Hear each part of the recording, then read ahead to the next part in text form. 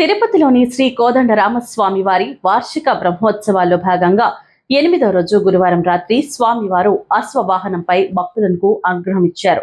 రాత్రి 8 గంటలకు వాహన సేవ ప్రారంభమైంది. భక్తులు అడుగడుగునా కర్పూర హారతులు సమర్పించి స్వామివారిని దర్శించుకున్నారు. ఉపనిషత్తులు ఇంద్రియాలను గుర్రాలుగా వర్ణిస్తున్నాయి. అందువల్ల అశ్వాన్ని అధిరోహించిన పరమాత్మ ఇంద్రియాలను నియమించే నియామకుడు. పరమాత్మను అశ్వ స్వరూపంగా కృష్ణ యజుర్వేదం తెలియజేసింది. స్వామి అశ్వవాహనీధరుడై భక్తులకు దర్శనమిచ్చి తద్వారా తన కల్కి స్వరూపాన్ని ప్రకటిస్తూ కలి దోషాలకు దూరంగా ఉండమని నామ సంకీర్తనాద్యుపాయాలను ఆశ్రయించి తరించమని ప్రబోధిస్తున్నాడు.